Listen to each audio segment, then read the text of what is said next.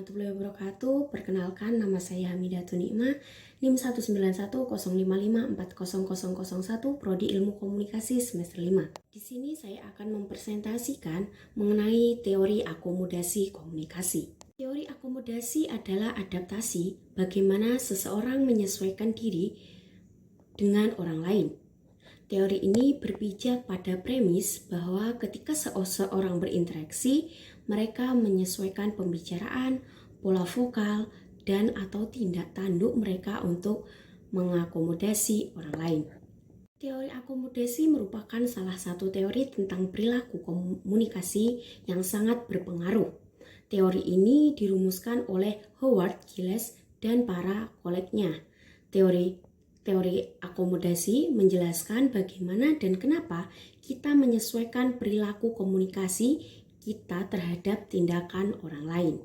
Akomodasi biasanya dilakukan secara tidak sadar. Seseorang cenderung memiliki naskah kognitif internal yang digunakan ketika berbicara dengan orang lain. Dalam ilmu sosiologi, istilah akomodasi digunakan dalam dua arti, yaitu merujuk pada suatu keadaan dan menunjuk pada suatu proses. Sebagai suatu keadaan, akomodasi mengacu pada terjadinya suatu keseimbangan dalam interaksi antar orang perorangan atau kelompok per kelompok. Manusia dalam kaitannya dengan norma-norma sosial dan nilai-nilai sosial yang berlaku di dalam masyarakat. Sedangkan sebagai suatu proses, akomodasi berarti tindakan aktif yang dilakukan untuk menerima kepentingan yang berbeda dalam rangka meredakan suatu pertentangan yang terjadi. Menurut West and Turner 2008, teori akomodasi komunikasi memiliki sejumlah asumsi yang menjadi dasar pemikiran dibangunnya teori ini. Berikut asumsi-asumsi tersebut. Yang pertama, persamaan dan perbedaan berbicara dan berperilaku terdapat di dalam semua percakapan. Pertama, banyak prinsip dalam teori akomodasi komunikasi yang bertumpu pada kepercayaan bahwa terdapat kesamaan dan perbedaan di antara para individu atau komunikator yang terlibat dalam suatu percakapan. Bagaimana peristiwa masa lalu yang dialami seseorang merupakan ladang pengalaman bagi orang yang bersangkutan. Yang kedua merupakan cara di mana kita memersepsikan tuturan dan perilaku orang lain akan menentukan bagaimana kita mengevaluasi sebuah percakapan. Asumsi kedua menyatakan bagaimana kita memandang cara berbicara dan berperilaku lawan bicara akan menentukan bagaimana kita mengevaluasi percakapan.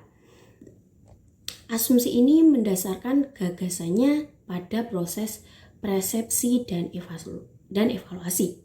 Yang ketiga, bahasa dan perilaku memberikan informasi mengenai status sosial dan keanggotaan kelompok.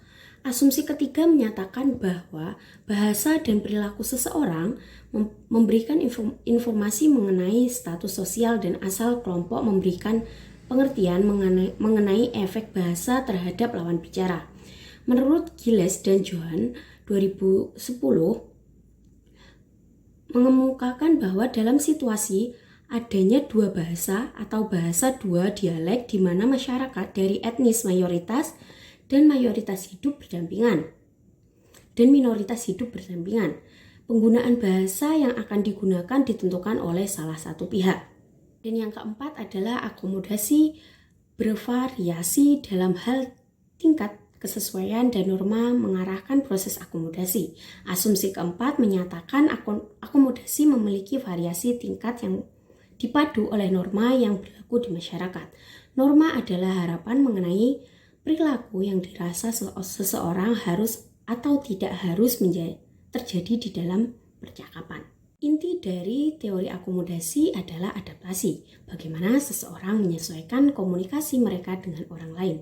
Teori ini berpijak pada premis bahwa ketika seseorang berinteraksi, mereka menyusun pembicaraan, pola vokal, dan atau tindak tanduk mereka untuk mengakomodasi orang lain.